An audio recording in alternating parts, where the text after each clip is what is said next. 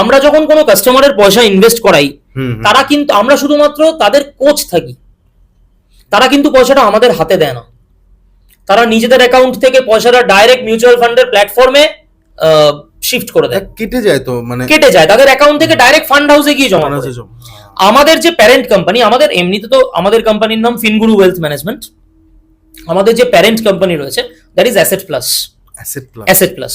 Asset প্লাসের আপাতত asset প্লাসের যে AUM 6,500 crore, 6,500 কোটি টাকা আমরা ম্যানেজ করছি। তুমি গুগল করে দেখে নিতে পারো, কোনো প্রবলেম নেই। 6,500 কোটি টাকা আমরা ম্যানেজ করছি, অ্যাসেট প্লাস ম্যানেজ করছে সেই জায়গা থেকে। আচ্ছা, 6,500 কোটি টাকা যখন অ্যাসেট প্লাস ম্যানেজ করছে, এর আন্ডারে দাঁড়িয়ে প্রায় 15,000 ডিস্ট্রিবিউটার্স একসাথে কাজ করছি আমরা। So it's a big community.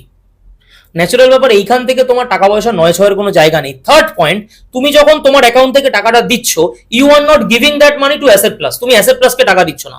Grow, Zerodha, Upstox এর মতোই অ্যাসেট প্লাস একটা প্ল্যাটফর্ম যেটা তোমার মানিটাকে নিয়ে সঠিকভাবে ফান্ড হাউসের কাছে পৌঁছে দিচ্ছে। নাম্বার 4, আমার সার্ভিসের কাস্টমারের কাছ থেকে কোনো লাইফ টাইম চার্জ নেই, মানে আমি কাস্টমারের কাছ থেকে এক পয়সাও নিই না। আমার at the end of the month একটা পে আউট আসে which we get from the fund houses.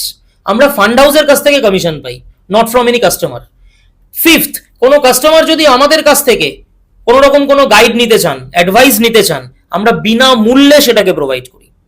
Number 6, আমি নিজের পোর্টফোলিও কাস্টমারকে শো করে দেখিয়ে দিই আমার এই ফান্ডে ইনভেস্টমেন্ট রয়েছে, যাতে ট্রান্সপারেন্সি রাখতে পারি আমি আমার বিজনেসে। আমি নিজের পোর্টফোলিও কাস্টমারকে শো করে দেখাই, সে আমার পোর্টফোলিও বড় হোক ছোট হোক সেটা পরের বিষয়, কিন্তু বিষয়টা হচ্ছে আমি দেখিয়ে দিই কাস্টমারকে এই হচ্ছে আমার পোর্টফোলিও, আমি এই জায়গাতে ইনভেস্ট করেছি, এত বছরটাকে মাথায় রেখে করেছি। আপনি যদি করতে চান, আমাদের সাথে জুড়তে চান, জুড়বো, কিন্তু আমাদের একটা প্রিন্সিপাল রয়েছে কি, কোনো কাস্টমারকে আমরা ঘুরিয়ে ফোন করি না। ধরো একজন কাস্টমার ফোন করলেন, ফোন করে বলেন আমি না একটু দেখছি, কয়েকদিন বাদে আপনাকে করব, আমরা অপেক্ষা করি উনি কয়েকদিন বাদে করুক, আমরা ঘুরিয়ে করি না। কেন? একটা কাস্টমার যদি কনভিন্সড না হয়, তাহলে সে ইনভেস্টটা করবে কেন আমাদের কাছে? ঠিক।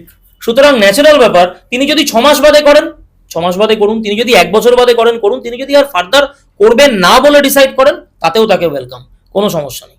আমরা সেইভাবে আমাদের বিজনেসটাকে দেখি, আমরা ঘুরিয়ে কোনো রকম কোনো স্প্যাম কল বা এই জাতীয় কিছু কাস্টমারকে